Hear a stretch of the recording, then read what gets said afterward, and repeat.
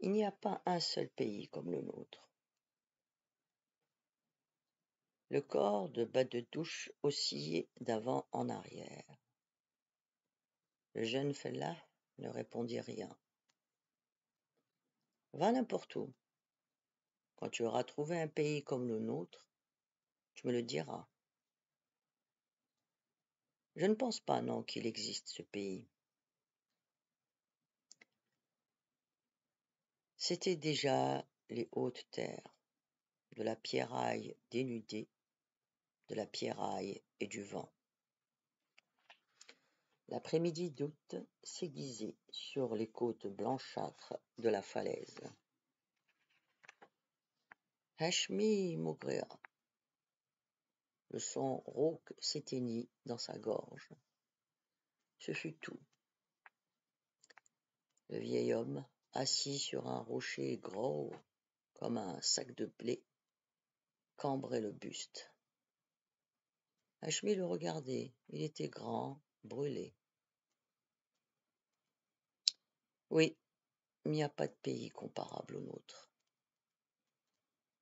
Soudain, le jeune fellah s'écria « Bas-de-Douche !» Il paraissait tout excité. « Je veux bien en convenir, pourquoi pas ? Mais alors tu as visité d'autres pays. » Pour dire qu'il n'y en a pas de comparable au nôtre ? Je n'étais nulle part. Pourtant je le sais. Aucun pays n'est comme le nôtre. Les deux hommes étaient adossés à un piton de pierre. Ce piton, blanc d'un côté, noir de l'autre, gardait la route.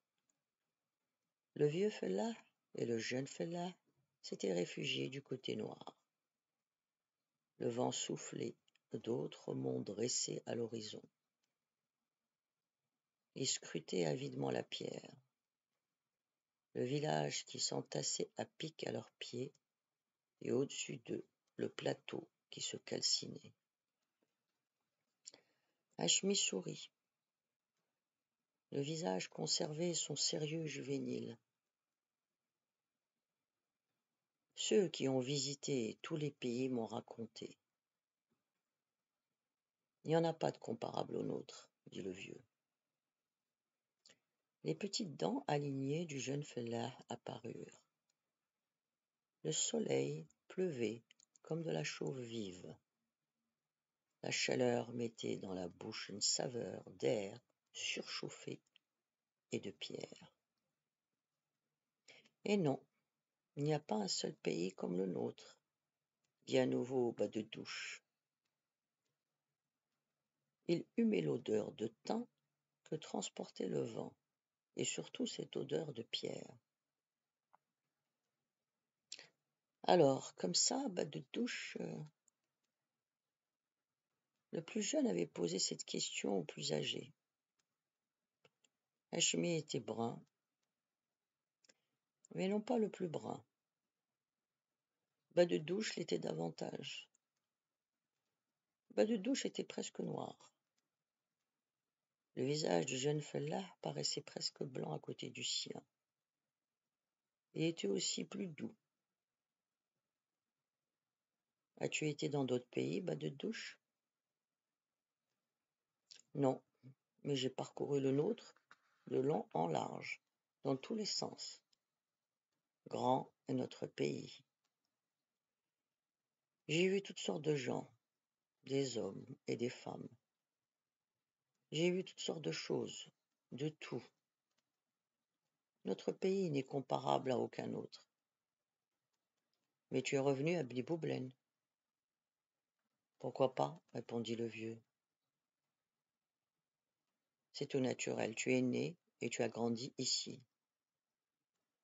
Hachmi montra la plaine qui s'étendait devant eux. Pourquoi pas, dit Bas-de-Douche. Maintenant te voilà vieux. Tu es venu vers la terre de tes ancêtres. Tu ne comptes plus la quitter. Pourquoi la quitterais-je, jeune homme ? Alors tu as préféré la terre de tes ancêtres au reste du pays. Pourquoi pas ?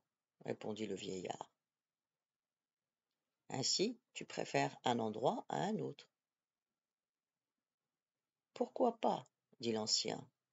Partout, c'est notre pays.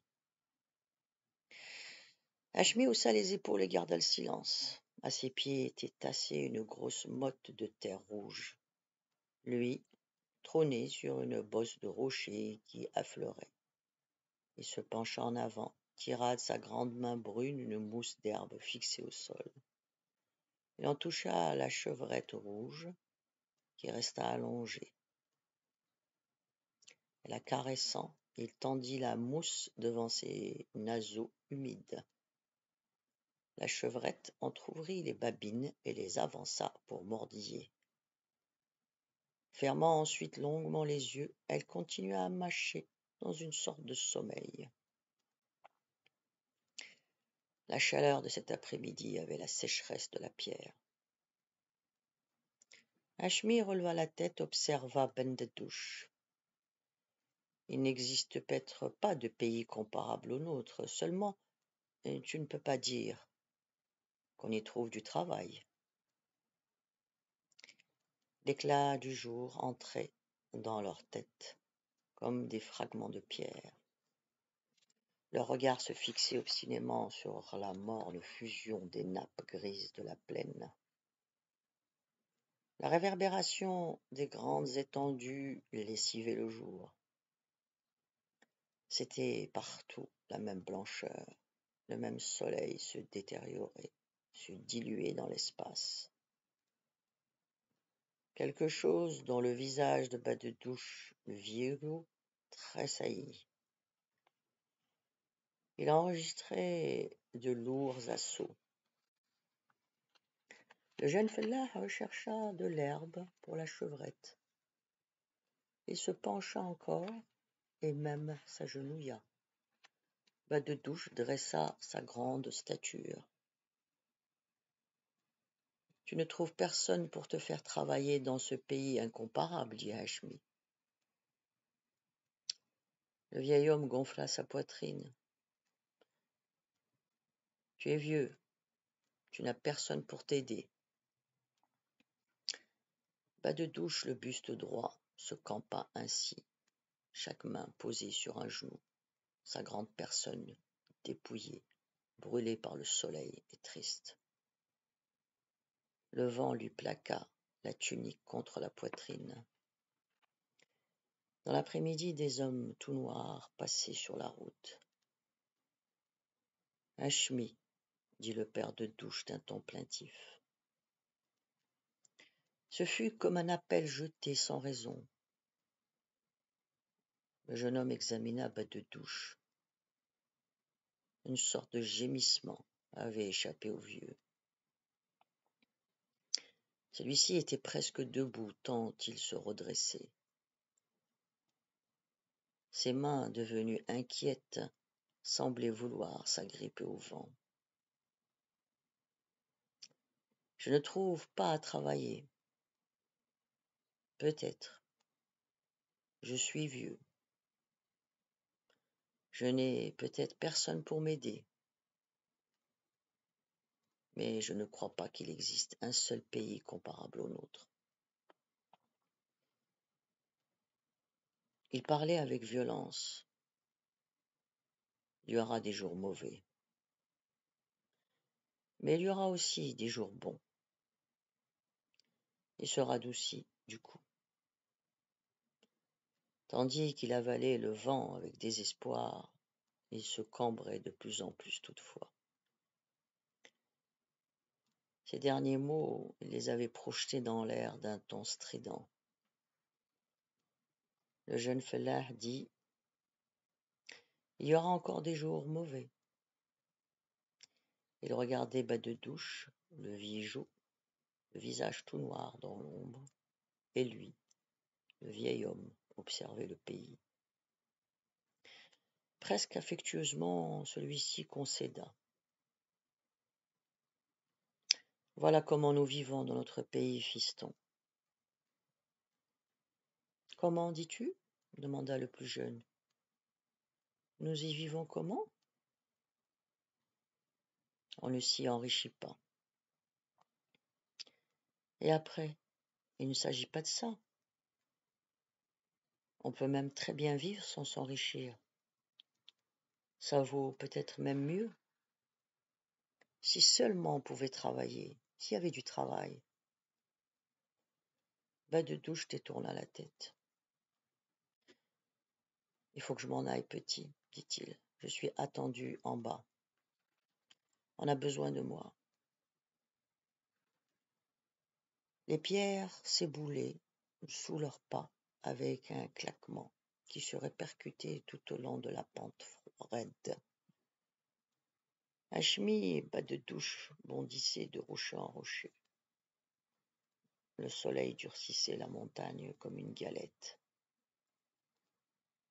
Aïe, aïe, qu'importe le chômage, cria le vieux contre le vent.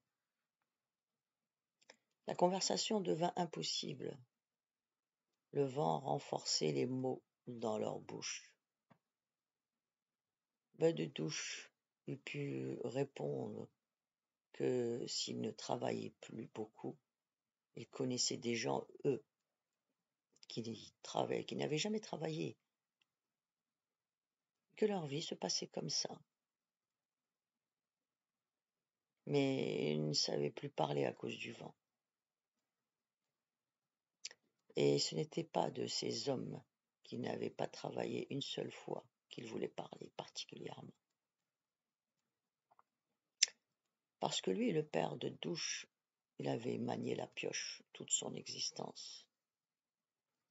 Et le voilà maintenant vieux. Sans doute n'était-il pas près de sa fin, mais il se sentait très vieux de cette vie. Il avait beaucoup perdu. Il n'était plus aussi bon. Les fermiers le savaient. C'est pas le chômage qui fait le plus de mal, s'écria-t-il.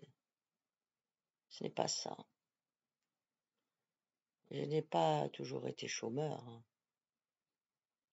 Si j'ai parcouru l'Algérie d'un bout à l'autre, c'est justement pour qu'il ne soit pas dit. Il s'arrêta net, le souffle coupé. Il avait dû ravaler ses paroles. Quand il put parler de nouveau, il dit « C'est quand, justement, nous travaillons. Les vignobles, les fermes, on y travaille dur.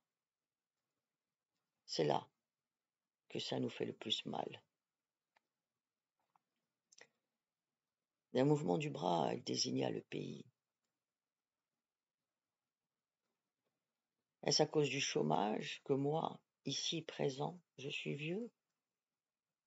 Que je n'ai personne pour m'aider? Que je n'ai rien pour assurer les jours qui me restent à vivre? Non, je le reconnais, hurla le jeune homme. Tel que tu me vois, j'ai trimé toute mon existence. Et voilà que je suis vieux à présent. Il était vieux. Il avait travaillé durant toute son existence. Et voilà qu'il était sans rien, voulait-il dire. La suite demain, vous pouvez vous abonner.